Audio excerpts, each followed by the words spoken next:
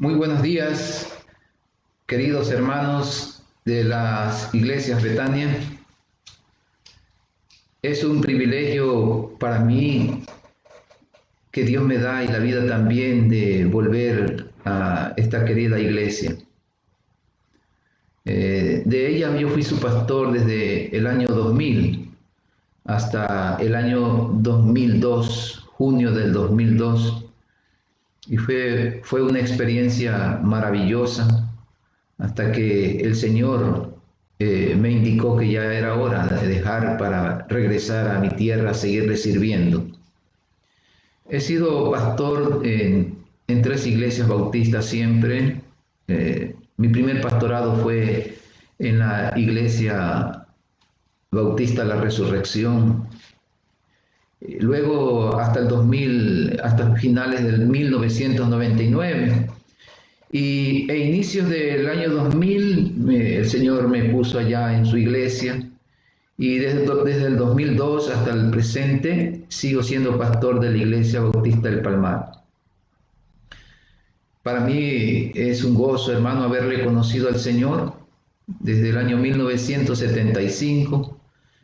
Y ahora pues el Señor me ha puesto al frente de iglesias y le doy gracias a Dios por ese llamado que me hizo cuando estaba terminando la universidad. De allí me fui a educar en el Seminario Teológico Bautista del Ecuador que funcionaba en La Merced.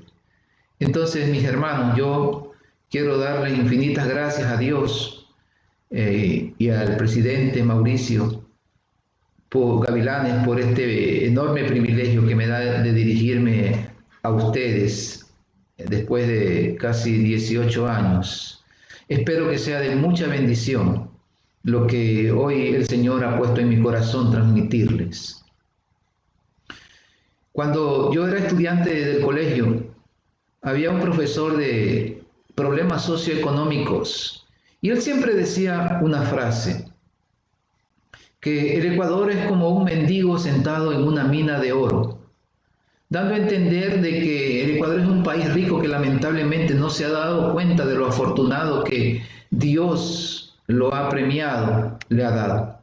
Por eso quisiera recordar esto porque el mensaje lleva por título "Qué afortunado que somos". Y les invito a abrir la palabra de Dios en el libro de Mateo capítulo 5, donde habla sobre las bienaventuranzas. Mateo capítulo 5 desde el 1 hasta el 6. Y voy a darle lectura. Ustedes pueden continuar, coger su Biblia y hacer también leer conmigo. Y es bonito leer en voz alta porque es como que Dios nos estuviese hablando en voz alta. Así dijo Jesucristo a las multitudes en el monte. Dice: viendo la multitud, subió al monte, y sentándose vinieron a él sus discípulos, y abriendo su boca les enseñaba diciendo: bienaventurados los pobres en espíritu, porque de ellos es el reino de los cielos. Bienaventurados los que lloran, porque ellos recibirán consolación. Bienaventurados los mansos, porque ellos recibirán la tierra por heredad. Bienaventurados los que tienen hambre y sed de justicia, porque ellos serán saciados. Hermanos, qué afortunados que somos. Las bienaventuranzas están entre los elogios más significativos, dicho por Jesús a sus seguidores, mientras estuvo aquí en la tierra, y desde el cielo también nos llama bienaventurados. En griego la palabra es makarios y literalmente significa, escuchen bien, supremamente bendecido, feliz o felices, afortunados, dichosos. Pero este bienestar o este elogio solo pertenece al creyente, por lo que vamos a descubrir en la Biblia. Si bien es cierto que su enseñanza fue dirigida a todos los que en ese día estaban allí, por lo visto es que los únicos que son bienaventurados son las personas que reconocen o reconocían que Él era el Mesías prometido y por lo tanto habían recibido a Él. No todos los que estaban allí eran seguidores de Cristo, algunos eran curiosos, pero una gran mayoría, una gran parte de esas personas se habían convertido en seguidores del Señor Jesucristo y hacia ellos les dirigió. Algunas cosas ellos no sabían que lo habían hecho. Es como el mendigo sentado en una mina de oro. Y a veces esto nos puede pasar a cada uno de nosotros, porque teniendo una fortuna, siendo bienaventurados, ni cuenta nos hemos dado. Eso lamentablemente hace que muchos creyentes no busquen las cosas de arriba y comiencen también a buscar las cosas de la tierra. Y se quieren hacer las dos cosas, pero el Señor, hermano, demanda una absoluta adoración solamente a Él. Con Él no van los sincretismos, con Él no van los medias tintas. Él exige total adoración. Y estos elogios deben de servirnos para sentirnos supremamente felices, deseando solamente las cosas de arriba, no las cosas de la tierra. ¿Quiénes entonces son los bienaventurados o supremamente bendecidos o afortunados o felices? Dice el versículo 3, los pobres en espíritu. No estamos hablando de aquel en el sentido de tener faltas de recursos, en creer de que solamente la gente que tiene falta de recursos es bienaventurada. No está hablando de eso. El versículo quiere decir los que reconocen su necesidad espiritual, los que reconocen su necesidad espiritual, los que reconocen su necesidad de Dios, y de eso yo sé que muchos de ustedes reconocieron junto conmigo esa urgencia, esa bancarrota espiritual y le buscamos de todo corazón. Reconocimos nuestra pobreza espiritual. Acuérdese de ese momento tan maravilloso. Yo me acuerdo bien de un 2 de noviembre de 1975, cuando yo apenas tenía 15 años. Allí reconocí mi pobreza espiritual. En la Biblia encontramos una parábola hermosa que ha sido usada por muchos predicadores porque es preciosa e indica de aquel muchacho que en algún momento se aparta hacia los caminos del mundo, deja el hogar, deja las enseñanzas de sus padres y cuenta la historia que este hombre, este señor rico, tenía 2 hijos y uno de ellos se fue, se alejó y perdió todo su dinero.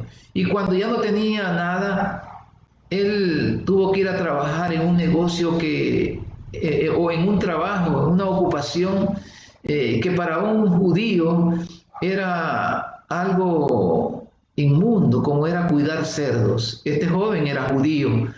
Y entonces dice la palabra de Dios que allí reconoció su bancarrota espiritual. ¿Cuántos jornaleros en la casa de mi padre tienen abundancia de pan y yo aquí perezco? Me levantaré, iré a mi padre y le diré: Padre, he pecado contra el cielo y contra ti. Ya no soy digno de ser llamado tu hijo. Y así el chico se encaminó a donde estaba su padre. Y la historia indica que su padre lo perdonó. Este joven reconoció su pobreza espiritual. Entonces, pobres en espíritu son aquellos que reconocen su absoluta bancarrota espiritual y no se quedan allí, sino que buscan ayuda. Somos afortunados, somos supremamente bendecidos cuando reconocemos que somos pecadores y buscamos al único que nos puede perdonar. Ese único que nos puede perdonar se llama el Señor Jesucristo, y dice la palabra de Dios: el reino de Dios les pertenece. No les pertenece por obras, les pertenece por gracia, es decir, por regalo, por algo gratuito que Jesucristo lo cumplió en la cruz y para nosotros es gratuito. Ya no hay nada que hacer.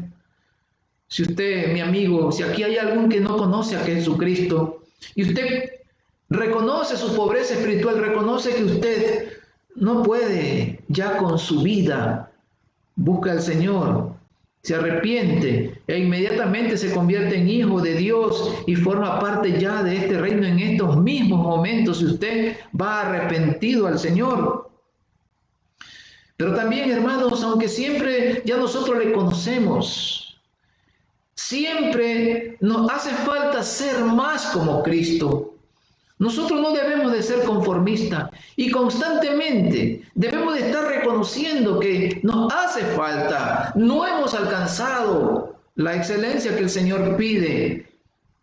Y ahí está Dios para ayudarnos. Aún siendo ya creyentes, debemos de seguir reconociendo nuestra pobreza espiritual. Un antiguo coro dice: renuévame, Señor Jesús. Ya no quiero ser igual, porque todo lo que hay dentro de mí necesita más de ti. No puede haber creyentes conformistas, y siempre reconozcamos, no nos olvidemos de lo que fuimos.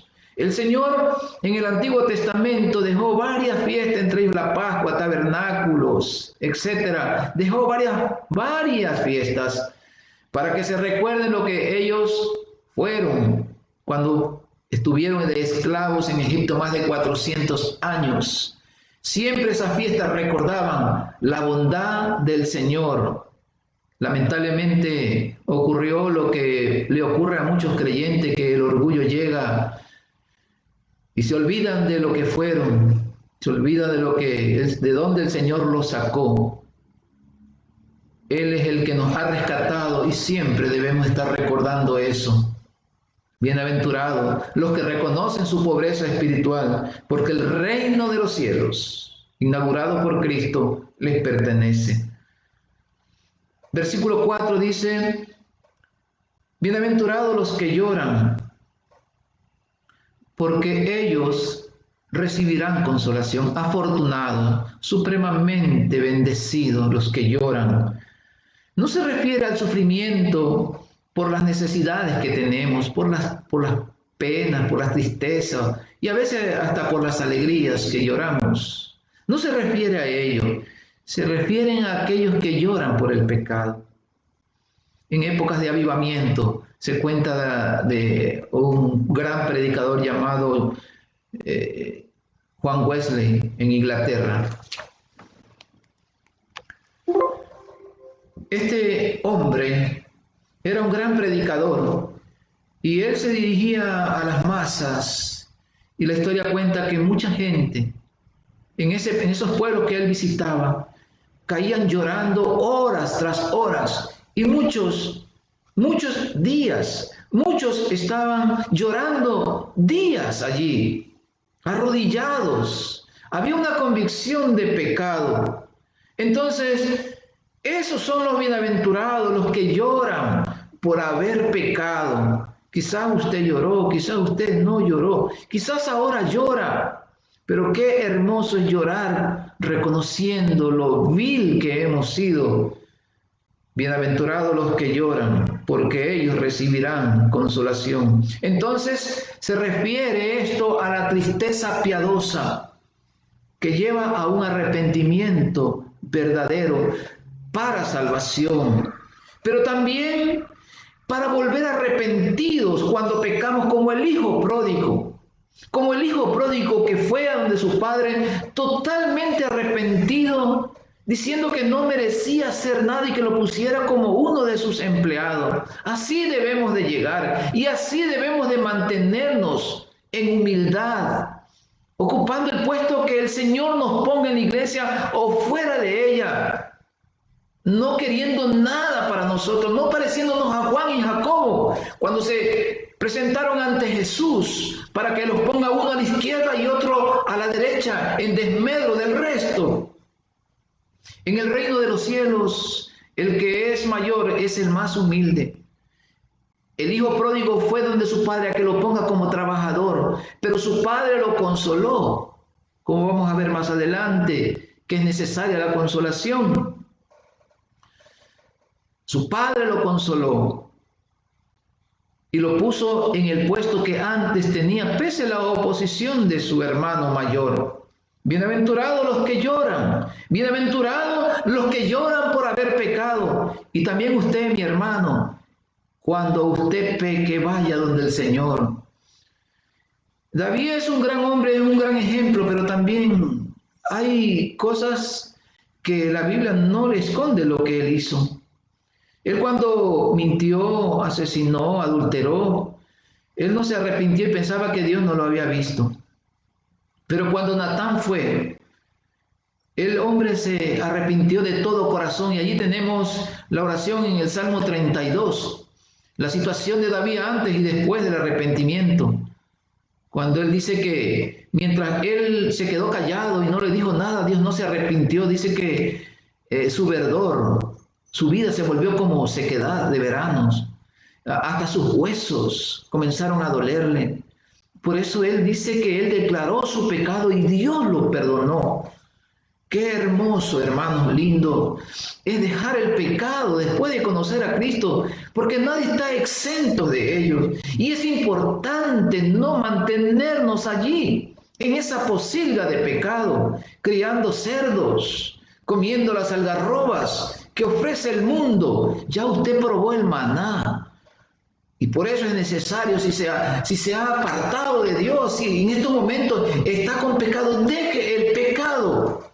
Deje el pecado, porque dice, bienaventurados los que lloran por reconocer su pecado, y usted recibirá consolación. Esa es la promesa. La respuesta de Dios es perdón y salvación. Si hay un pecador que esta mañana llora por su pecado y va arrepentido a él, pero también para el creyente es perdón y restauración al puesto anterior, al puesto de hijos, aunque el Señor lo irá probando para volverlo a poner en puestos de servicio. Versículo 5 dice, otra bienaventuranza, afortunados, supremamente difícil, macarios, eso significa, ¿no? Supremamente bendecido. Bienaventurados los mansos, los humildes. La mansedumbre es lo opuesto a lo que nosotros éramos en el pasado. Quizás no hemos cambiado 100%, pero éramos antes sumamente impulsivos, sumamente gruñones, sumamente iracundos, sumamente orgullosos, etc. Pero ahora Cristo nos ha cambiado. La mansedumbre, queridos hermanos, no es algo con que nosotros nacemos. La mansedumbre divina es algo adquirido en Cristo. Es decir, entonces, quedaría así la bienaventuranza. Bienaventurados los que han llegado a ser mansos. Y Cristo nos invita a hacerlo. Mateo 11:28 describe que Jesucristo dijo estas palabras: sed mansos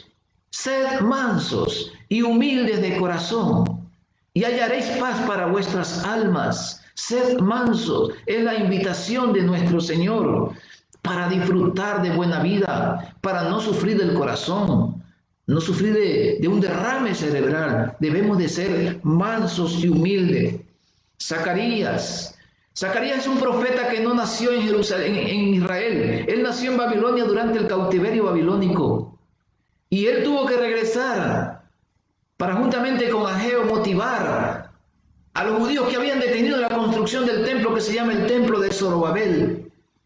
Y él escribe algo precioso describiendo al Cristo que vendría 500 años después.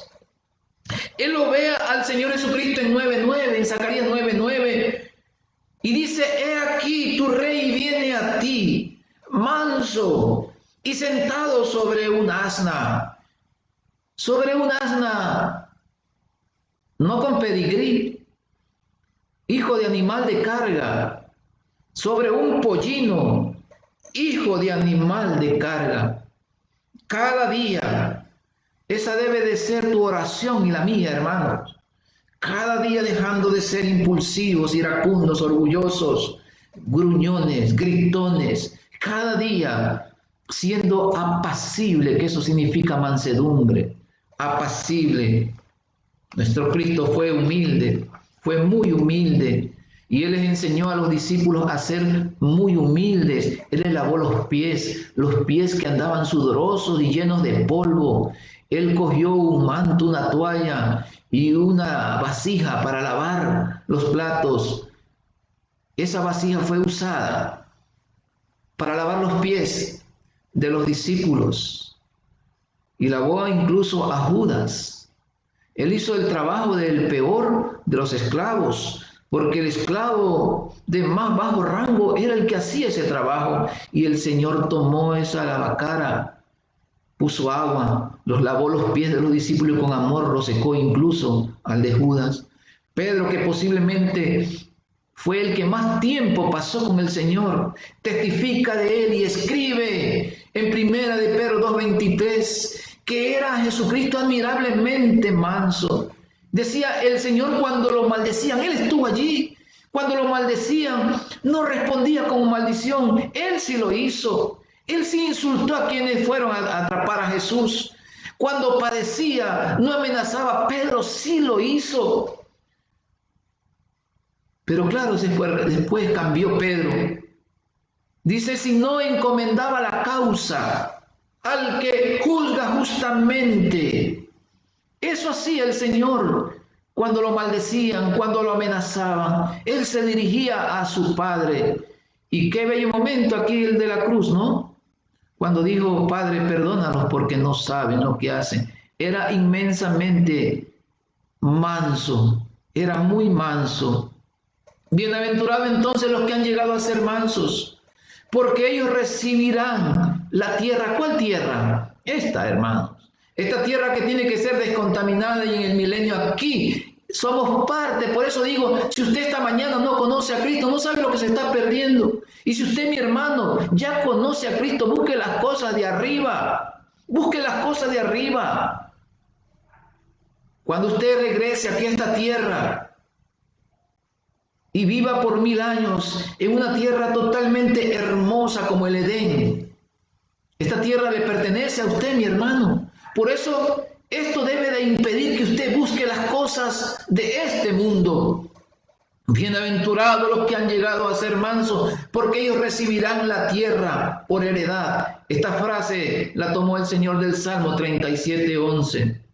Así que, mis hermanos, cada día dejemos de ser iracundos, cada día dejemos de ser rebeldes, cada día dejemos de ser orgullosos, cada día dejemos de ser feroces.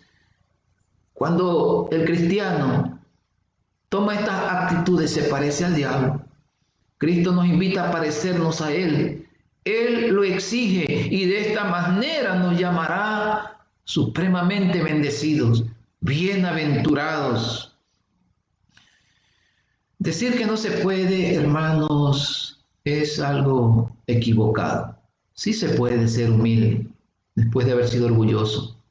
Sí se puede ser apacible después de haber sido violento.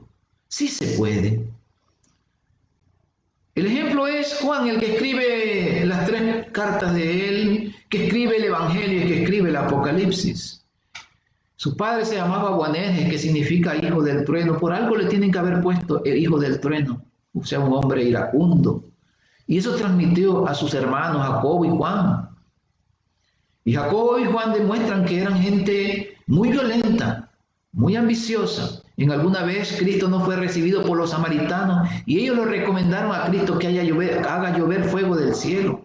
Pero después Juan, que se convirtió en una persona muy especial para Jesús, que andaba cerquita de Jesús, aprendió a ser manso y luchó contra su temperamento y llegó a ser manso. Por eso ustedes pueden verlo a Juan escribiendo Primera de Juan. Allí donde se habla del amor, Juan es el apóstol del amor. Pero también quiero decirles que la persona mansa es mansa, pero también se vuelve león cuando la causa de Cristo es vituperada. Cristo era muy manso, pero él, cuando entró al templo, vio mercaderes y miró las mesas de los mercaderes y dijo: mi casa será llamada casa de oración y ustedes la han convertido en cueva de ladrones. El apóstol Juan era manso, pero también exhortó a Diótrefes, que se le oponía, y a otros tantos falsos predicadores, falsos profetas. El manso también puede llegar a convertirse en un león, pero aquí está el pero. La forma que debemos de levantarnos en contra de lo injusto no es insultando, sino con razones y hablando apaciblemente. Y la gente nos va a escuchar. Su esposa su esposa cambiará, su esposo cambiará, sus hijos cambiarán. Cuando usted como padre pone el ejemplo de mansedumbre y comienza a cambiar y se pone como meta ser manso y humilde, como aquel que entró en un asno, hijo de animal de carga. Versículo 6, hay otra última bienaventuranza, dice, bienaventurados los que tienen hambre y sed de justicia, ellos serán saciados. Hermanos, vivimos en un país donde la justicia se caracteriza por ser injusta y hay muchos esperando justicia, pero no se refiere a ellos, no se refiere a eso. Se refiere, cuando dice bienaventurados los que tienen hambre y sed de justicia, se refiere a aquellos que buscan a Jesús y sin darse cuenta buscan ser declarados justos por Dios y no por religión u obra. Y cuando esto decía, él tenía en mente a los fariseos que se justificaban. Él contó de 2 hombres que fueron al templo a orar. Uno de ellos era publicano, es decir, un hombre recaudador de impuestos que se había vendido al gobierno de Roma. Y la mayoría de ellos eran estafadores, cobraban más de la cuenta. Y eran odiados por los judíos por ello, pero también por ser traidores. Uno de ellos era publicano, que necesitaba, reconocía su pobreza espiritual, fue a llorar a causa de la vida pecaminosa que él llevaba. Y también subió un fariseo, y el fariseo oraba en pie, mirando al cielo, lleno de orgullo, decía, te doy gracias porque no soy como los hombres injustos, como los hombres malvados, ni siquiera como este publicano. Y se enorgullecía, queriéndose autojustificar. Decía, doy diezmo de todo lo que gano. Ayuno 2 veces a la semana. Los fariseos ayunaban lunes y jueves, pero tenían que ser vistos, la gente tenía que ser visto. Que estaban ayunando, eso les llenaba de alegría el corazón, pero no les justificaba delante de Dios. Y este hombre se comparaba con los hombres, no se comparaba con Dios. En cambio, el publicano dice que él clavó su mirada al suelo, allí en el polvo, humillado, ni siquiera quería levantar la vista al cielo. Y él reconocía que él era pecador, no estaba pensando en los otros pecadores, él reconocía su pecado. Y él se golpeaba el pecho en señal de arrepentimiento. Dios, sé propicio a mi pecador. Dice Jesucristo que el que bajó del templo justificado fue precisamente el publicano y no el fariseo. Querido amigo, querido hermano, tal vez usted es una persona que hace todo lo posible por ser declarado justo por Dios, siendo un buen padre o madre, buen vecino, buena hija, buen empleado, puntual al templo, diezmar de todo lo que el Señor le da. Pero quiero decirle que si usted trata de autojustificarse y vivir una vida de pecado, todo lo que usted haga no le sirve de nada. No le sirve de nada. No le sirve de nada querer aparentar de que es un hijo de Dios cuando está sola, no lo es. El creyente tiene que ser auténtico, tiene que ser íntegro. Integridad es lo que yo hago cuando nadie me está viendo. Esta autojustificación no alcanza, queridos hermanos, de verdad les digo. Los estándares de Cristo son muy altos. La justificación se la logra en Jesucristo cuando vamos a la persona correcta y del modo correcto, en suprema humildad. Allí se logra la justificación. La justificación se logra cuando yo le recibo a Jesucristo como mi Salvador y Él me declara justo, aunque no soy inocente, soy culpable. Pero también usted, mi hermano, y yo que pecamos y queremos autojustificarnos haciendo las cosas religiosamente. No podemos lograr justificación. Dios no va a reconocerme lo que hizo. en mi vida y decir, ya mi hijo conoció a Cristo, ya fue declarado justo, claro. Pero si usted vuelve a hacer lo mismo, ¿cómo puede declararlo el Señor justo? Muchos, yo sé que muchos, quizás no están de acuerdo, pero hay hermanos creyentes que llevan una vida que parece que nunca han sido declarados justos y vuelven a hacer lo mismo. Se parece a aquellas personas que les dan el indulto y vuelven a hacer el mismo delito u otro delito y vuelven a la cárcel. Sí, Dios nos ha declarado justos, hermanos, pero no es para que volvamos a cometer pecados que lo avergüencen a Él. La única manera entonces para aquel que no es creyente ser declarado justo es poner su fe en Jesucristo. Si usted va a Cristo, que es la persona correcta, y con esa actitud correcta de humildad, queda, dice la palabra de Dios, saciado para siempre. Bienaventurados entonces los declarados justos, y muchos de ustedes ya lo son. En la antigüedad había una forma de decir a una persona justa o inocente. Los jueces tenían piedras blancas y piedras negras y había una urna allí en medio. Y al escuchar los alegatos de los abogados y el testimonio de las personas acusadas, los jueces ponían, si lo veían que era inocente, ponían unas piedrecitas blancas. Y si ellos sabían que era culpable, ponían unas piedrecitas negras. Ahora bien, el hecho de poner las piedras blancas no significaba que esa persona era inocente, lo declaraban inocente. Y si el hecho de poner las piedras negras no lo hacía culpable, lo declaraban culpable.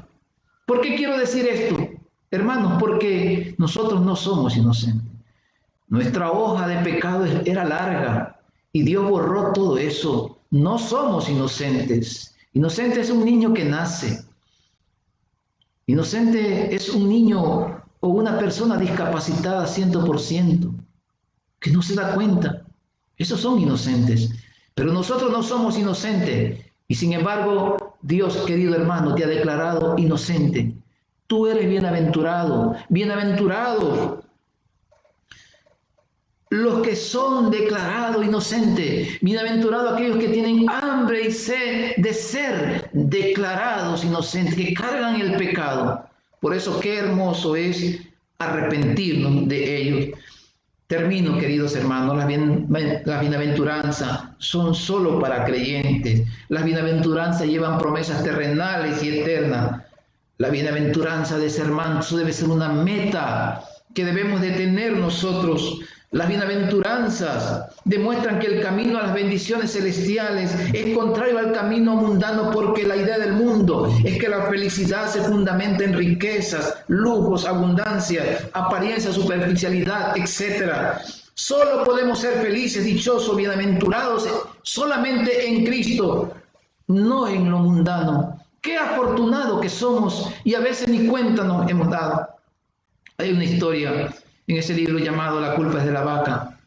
Indica que cierta vez un acaudalado padre de familia llevó a su hijo a un viaje por el campo, con el firme propósito de que éste viera cuán pobres eran ciertas personas y comprendiera el valor de las cosas y lo afortunado que ellos eran en la ciudad.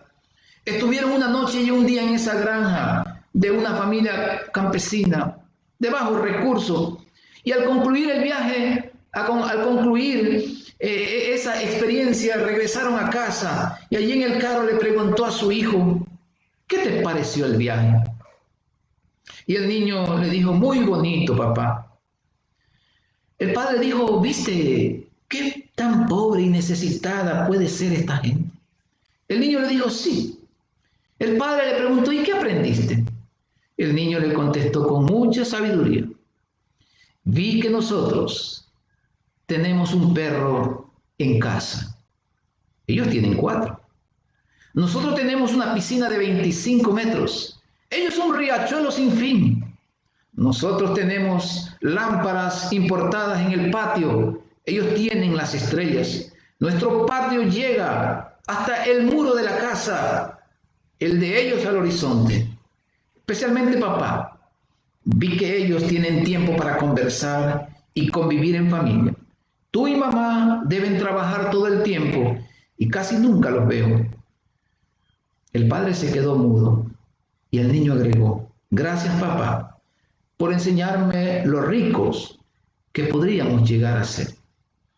Hermanos, qué afortunado que somos, y quizás a veces ni cuenta nos damos. Somos como el mendigo sentado en una mina de oro. Pero usted y yo, que ya conocemos a Cristo, consagrándonos cada día a Él, descubriremos las riquezas que Él tiene para cada uno de nosotros. Qué afortunado que somos, y esto nos obliga a no buscar las cosas de la tierra que van a desaparecer, sino buscar las cosas de arriba donde está Cristo, y que nuestra mirada siempre esté puesta en Cristo, el autor y consumador de nuestra fe, el fundador y perfeccionador de nuestra fe y de nosotros mismos. Bienaventurados somos los hijos del Señor. Que Dios me los bendiga. Gracias, hermanos, por este privilegio.